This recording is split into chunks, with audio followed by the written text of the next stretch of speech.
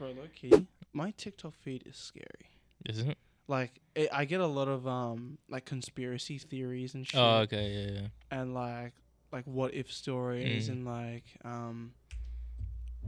what it's not called horror stories, but it's like mythical stories and shit about like obviously one story. Is it known as a mythical story analysis? No, but there's this thing in the Philippines called aswang. Okay. People say it's a myth, people say it's real, but Yeah. it's very hard if you don't see it with your own eyes. There's no 100% legitimate proof. For example, aswang is basically like this that takes it's like this demon type figure that takes a figure of a female, because obviously in Philippines, like if you're a female, you're kind, you're small, you're more approachable than like a muscular like being or whatever. Yeah. I don't know, that's the perspective I've heard it from. But obviously when you get close to it, obviously you see a woman figure, you get concerned and you get up close and approach it and just turn and just get you. But it's more like a night thing ish. It's kind of like the vampires in Sinners. Yeah. Low key. No, but I'm being serious. It kind of is low key. I know what you mean. They either have like yellow or blue eyes. Yeah. Let's just talk about it, bro. What? Let's talk about Sinners. Oh, the movie? Yeah. Oh. Yeah. Yeah. I like Sinners. It was a great movie. I genuinely love the movie. Yeah. The reason why I'm being so awkward about it is because I told one of my other friends. You brought it up. I know. I just referenced it. You brought it up. No, you said Sinners first. You were talking about the. I referenced it. Filipino demon. Yeah. And. I referenced Sinners. But for reference, I told one of my other friends that I was going to do a podcast with him because we were going to do a podcast specifically talking about films. That's okay. And TV shows and like Marvel movies and stuff like that. We don't have to talk about which you'll come on as a guest at some point. I just referenced. Yeah. So look out for that because we're going to be doing a podcast talking about movies and stuff. If you like movies and shit. Yeah. It's there. But yeah. But that's what basically an aswang is. Okay. Just for reference, So now do you want to talk about Sinners? Oh, we don't have to. No, let's do it. You want to talk about it? Yeah, I want to talk about it. Okay. Bro? Movie of the year for me. Movie of the year. Movie of the year. Like, I really don't see anything else coming out this year being better than that. Ryan Coogler just did his thing, man. Bro, I could probably go on an hour myself, which I was going to.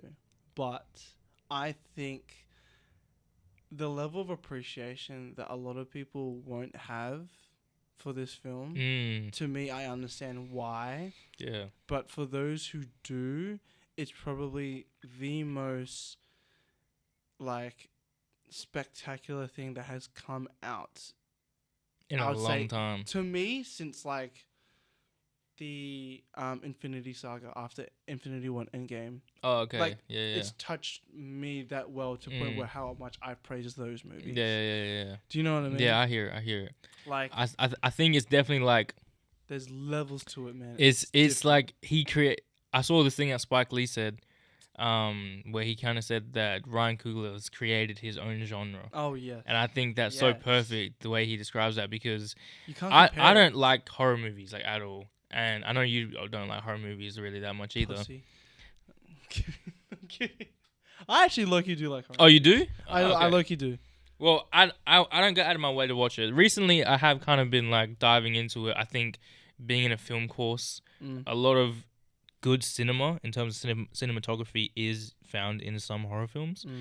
But I was telling my friend Caleb, like, leading up to it, I made sure I didn't watch any trailers. I didn't watch any interviews or anything like that. I didn't want to know a thing about it. I just wanted to watch it fresh.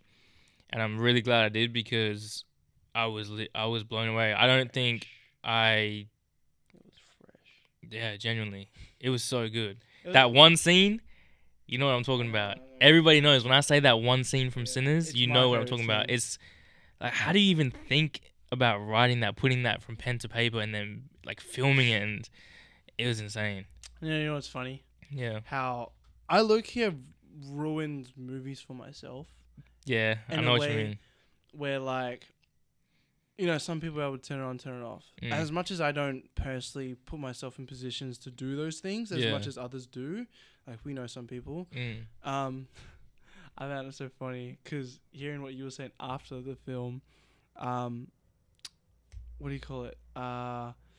You were like, oh, I can hear you two like just so loud in the fucking. No, cinema. I know exactly what you guys were talking about as well. Because like, okay, so for reference, Ian Young and I were in the cinema, and we're literally like, usually being loud and just annoying, and it's either one of us, mainly me, being loud, and we're both like one of the other persons telling them shut the fuck up and watch the movie, but we're both like, bro, have you seen that? How did you do that? How did this guy shoot this? I could hear Ian like trying to explain to you as well. Yeah, he like was explaining to me, and he was like telling me more about it.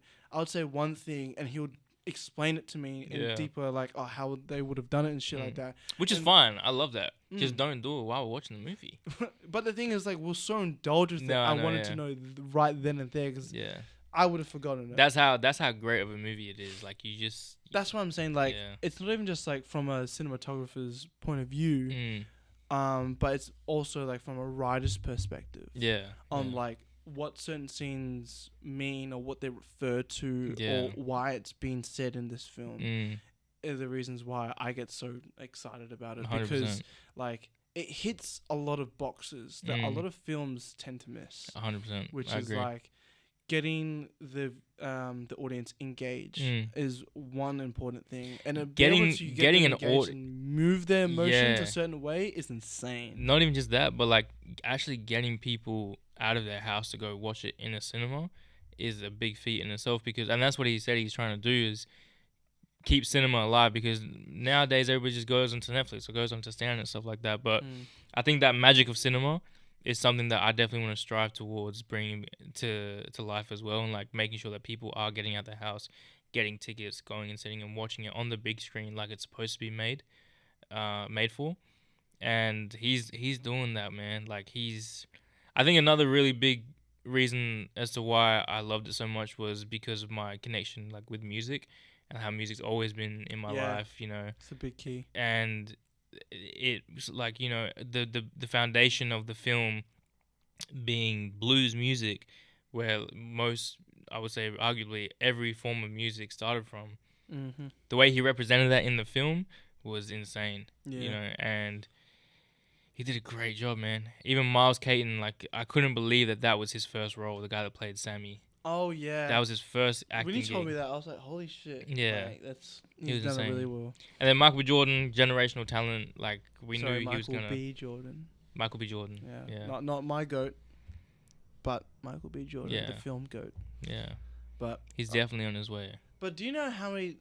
I know I get a lot of people asking me at work was like wanting to watch the film just because of Michael B. Jordan. And I'm like...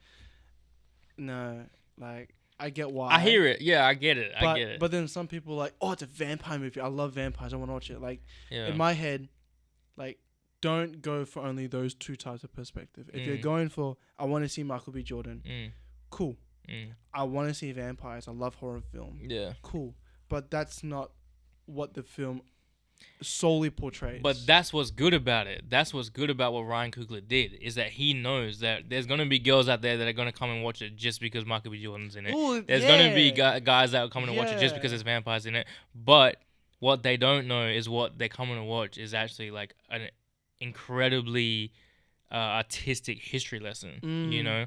And that's why he's smart. That's why he's my favorite director right now. Genuinely. Inspired to be like him. Genuinely. Fruitvale Station.